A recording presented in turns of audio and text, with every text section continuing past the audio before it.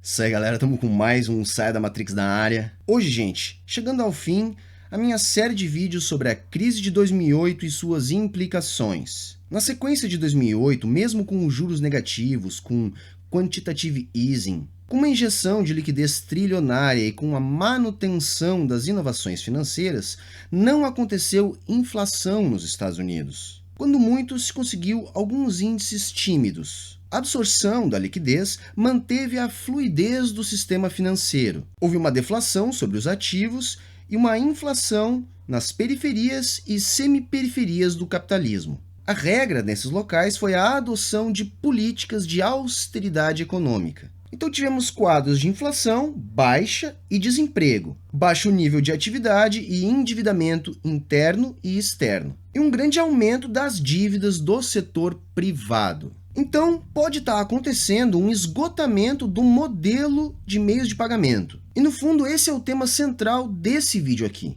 A ideia é de que a crise de 2008 pode ser um sinal do esgotamento do sistema dívida de meios de pagamento, baseado na ideia que não podemos manter a expansão necessária para esse modelo apenas com base no consumo. No mundo desenvolvido, já houve a perda do bônus demográfico, e a cultura do consumo já é uma cultura velha, portanto difícil de manter uma ideia de expansão do consumo apenas com base no consumo das famílias, por exemplo. As famílias já têm um alto grau de consumo. No mundo não desenvolvido, o crescimento colabora para a manutenção da estabilidade monetária do mundo desenvolvido. As moedas das periferias têm a função de absorver a expansão do dólar, enquanto o sistema internacional operar com a moeda americana. Toda a crise surgida a partir da crise de consumo do setor imobiliário americano se transferiu para a pressão sobre os papéis das dívidas dos países das periferias e semiperiferias do capitalismo. Seguindo a sequência, Estados Unidos e Europa, periferia da Europa e periferia do capitalismo. E aí se encontra, por exemplo, o Brasil. Diante dos resultados obtidos a partir das medidas tomadas para corrigir os rumos do capitalismo em 2008, a preocupação das autoridades monetárias, Fundo Monetário Internacional, Banco Mundial, se concentrou no déficit público e no medo da inflação. O setor público se apresenta como o único setor capaz de manter o setor financeiro funcionando, e a inserção de liquidez é a ferramenta. Cabe, então, a partir dessa concepção, aos governos reduzirem os seus déficits a fim de controlar o problema do fluxo da dívida pública para não acontecer inflação devido a um desequilíbrio na balança de pagamentos. Então isso seria a justificativa do ajuste em meio a baixa inflação, baixa atividade econômica e desemprego. Os Estados Unidos têm uma relação diferente com isso porque emitem a moeda padrão para o comércio internacional. Então esse argumento da austeridade, do corte de gastos, serve para cobrir esse tal rombo causado pela bolha do setor financeiro que uma vez existiu para manter a estabilidade do dólar. Afinal, o fluxo desses países que compram dólar precisam se ajustar para pagar essa conta. E é aí que entra a austeridade, porque se reduzem serviços públicos. Então, se transfere riqueza através desse sistema dívida, do crescimento que acontece nas economias reais, sobretudo nas periferias e semiperiferias do capitalismo, para esse mercado financeiro que sustenta a centralidade do capitalismo. E aí, gente, a gente pode usar o típico caso do Brasil, que passa por ataques especulativos, ataques políticos, políticas monetária e fiscal que privilegiam a atividade financeira, garantias do governo que estabelecem alto superávit a interessantíssimas taxas de juros. São esses superávites que estabilizam esse mercado financeiro. Porém, é o que impede o desenvolvimento do Brasil, porque acaba não havendo margem para o crescimento da produção, uma vez que os recursos são canalizados para esse sistema que garante o valor da moeda. Nos anos 30, a limitação para sair da crise era o padrão ouro, que impedia a política monetária de existir. Então, enquanto política fiscal, não se podia ter déficit. Agora, a limitação está na capacidade dos estados de manter o valor dos seus ativos em relação às suas necessidades de compra de dólares. Isso acaba impondo restrições às políticas monetária e fiscal dos países, porque sempre há o fantasma da inflação. Como moeda padrão para o comércio internacional, o dólar está fora desse risco E esse é um dos motivos que há uma disputa por tal hegemonia. A atuação de grupos privados e estatais para enfraquecer, por exemplo, os BRICS tem a ver com isso. A China desenvolveu um mercado interno e uma dinâmica econômica de manejo das suas moedas que hoje é algo que pode ameaçar essa hegemonia do dólar. Isso se torna mais dramático quando a gente percebe que há 2 décadas a economia chinesa vem puxando o crescimento da economia mundial. Se por um lado a economia real da China é o que vem a princípio proporcionando o crescimento do PIB do mundo, as economias tradicionais não crescem e ainda conseguem manter alguma estabilidade devido à grande financiarização que mantém a estabilidade das suas moedas. Então é por aí que se situa mais ou menos o argumento quantitativista moderno, que mais ou menos diz isso, que não houve inflação nos Estados Unidos, mesmo diante da injeção trilionária de dólares, porque os bancos não repassaram esse dinheiro para o mercado, e sim apenas conseguiram manter, vamos dizer assim, a sua sustentabilidade. Na Europa, França, Alemanha, Espanha e Itália também atuam mais ou menos da mesma forma, garantindo a fluidez. Itália e Espanha tiveram muitas dificuldades com seus bancos depois de 2008. Portugal entrou em crise, a Islândia, por exemplo, faliu, teve calote e tudo.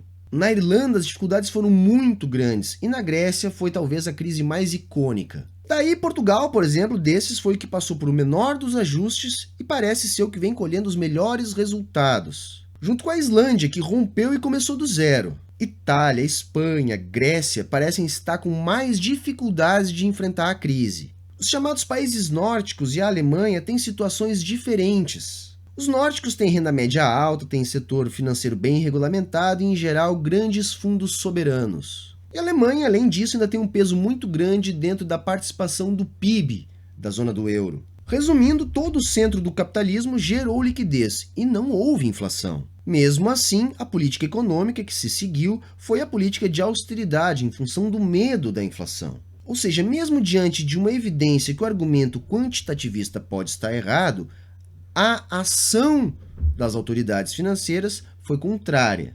O argumento consiste em afirmar que a injeção de liquidez apenas repôs os ativos queimados pela formação da bolha. Então, a austeridade é a defesa, justamente para evitar uma nova inflação sobre os ativos e, portanto, uma nova bolha. Isso também tem a ver com o argumento lá das expectativas racionais, que dizem que é inútil uma política de juros altos diante de uma expectativa de seguidos déficits, porque isso seria um indicativo de pagar dívida com mais dívida e, portanto, seria um instrumento que traria para o presente uma projeção de inflação do futuro. Uma das justificativas para não ter acontecido inflação diante da expansão da base de 2008 justifica os 2 períodos de hegemonia financeira, de 1870 a 1914 e depois de 1980 até hoje, como períodos de inflação insignificante, porque o que importa é o dinheiro para transações lá na ponta, o papel moeda. Então o crédito seria mais influente. Portanto, é uma explicação que se encaixa nessa explicação principal, que dá conta de que os bancos não repassaram essa fluidez para o mercado, apenas se mantiveram sustentáveis. Então, não aconteceu o suposto efeito riqueza, que seria gerado pelo crédito abundante. Ainda nessa de tentar explicar do porquê de não ter acontecido inflação e, portanto, manter o argumento quantitativista da moeda, aparece o argumento da diferença de nível de complexidade das economias. Por exemplo, numa economia simples, uma expansão resultaria em aumento da demanda por bens e serviços, o que ocasionaria a inflação. Enquanto que numa economia desenvolvida, esse aumento geraria uma inflação nos ativos financeiros, uma maior financiarização da economia e, portanto, não haveria inflação. Portanto, a presença de um mercado financeiro complexo também poderia ser uma das explicações para a não inflação a partir das medidas tomadas pelos países da centralidade do capitalismo em 2008. E uma outra explicação que parte da ideia do comportamento dos preços na economia capitalista. Por essa explicação, os preços não são influenciados por liquidez, mas sim por âncoras. Depende de preços nominais rígidos. Por exemplo, os salários se mantiveram estáveis mesmo com o aumento do desemprego. Assim, há falta de demanda e não há pressão sobre os preços nominais, uma vez que os mais importantes são os salários. Então, a baixa demanda e a falta de pressão sobre os salários impedem que apareça a inflação. Portanto, gente, fica claro aí que a preocupação do neoliberalismo é a estabilidade da moeda e não o pleno emprego. O nível de emprego atua sobre a estabilidade da moeda. Então daí que nasce a ideia de meta de inflação. O instrumento para o controle da inflação é a taxa básica de juros. Havendo estabilidade da moeda e não havendo, portanto, inflação, haveria retomada do nível de atividade e, portanto, do emprego. A moeda é o ativo financeiro preferido e o preço nominal do produto nos mercados mais importantes é a mão de obra. Nessa concepção, sendo estável, não acontece inflação. Contudo, se encontramos na armadilha da liquidez, sem demanda não importa a disponibilidade de crédito, não acontece investimento. A solução seria, por exemplo, o governo gerar um déficit para retomar o nível de atividade. Porém, temos uma série de barreiras para isso. Talvez uma das mais importantes dessas barreiras seja a barreira cultural. Afinal, as pessoas não conseguem compreender a função social do déficit público. Isso é fruto de uma concepção histórica. Tem um outro entrave que é político superestrutural. O gasto público é orientado por decisões políticas, portanto, está sujeito a regras jurídicas e aos interesses dos grupos de poder. E isso tem a ver com outra barreira, que é essa guerra política, econômica e informacional. Grupos econômicos também fazem lobby junto a governos. Compram mídias de massa, estudos acadêmicos, criam redes de think tanks para manter as barreiras culturais, como essa que vê o déficit público como uma ameaça. Esses grupos fazem isso justamente porque se tornaram a classe dominante dentro desse tipo de capitalismo, então eles querem manter isso funcionando. Obtêm lucros extraordinários porque sobrevivem desse sistema dívida,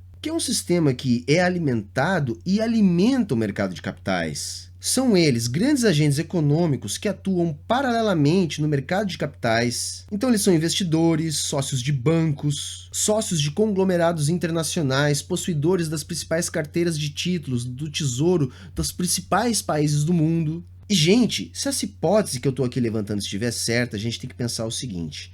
A primeira crise de hegemonia financeira, ou seja, a primeira crise de hegemonia da moeda internacional, só se resolveu com uma guerra, porque aí houve o excedente de demanda capaz de reestabilizar as coisas. Então foi a guerra responsável pela retomada do nível de atividade. O período de guerra é um período de esforço onde muitos dos entraves políticos podem ser burlados pelos governantes. Kalecki fala da dificuldade dos governos democráticos em agilizar o investimento público. Aí aparece uma melhor função para as estatais, afinal de contas elas poderiam agilizar esse processo. E além do mais, gerar uma inflação, e eu tentei demonstrar isso ao longo da série, poderia ser uma alternativa. A inflação corroeria o poder de compra dos credores, diluiria os efeitos do peso do aumento da dívida pública. Não acontecendo inflação, fica mais dramático. O ajuste tem que ser maior. Dívidas pré-fixadas são naturalmente corroídas pela inflação. Só que não interessa a inflação para o mercado financeiro justamente porque eles lidam com papéis com prazos futuros. Então, havendo inflação, o ajuste não precisa ser tão dramático. Não havendo inflação, a austeridade tem que ser maior. Para novos clássicos, monetaristas e etc., a atividade financeira ela atuaria como um estabilizador, enquanto que para os keynesianos o contrário seria um agente de desestabilização da economia, porque dificultaria a retomada do nível de atividade justamente pela transferência da liquidez da produção para o mercado financeiro. Independente de crer na estabilidade ou o contrário, a atividade financeira é inevitável e depende da existência dos especuladores, porque eles garantem a securitização, que acaba dando a estabilidade para as relações de comércio internacional, já que é necessária alguma estabilidade de câmbio.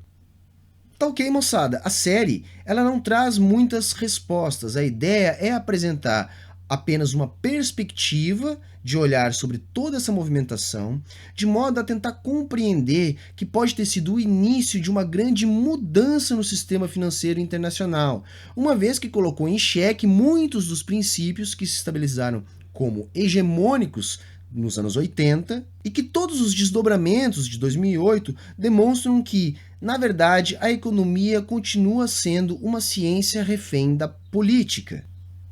Se você gostou desse vídeo, curte, compartilha com os amigos, se inscreve aqui no canal. Todos os links estarão na descrição, inclusive os links para apoiar o canal e também para acompanhar o Sai da Matrix em podcast, e lá tem conteúdo exclusivo. Um grande abraço a todos e a todas que acompanharam até agora. Falou, valeu e até a próxima!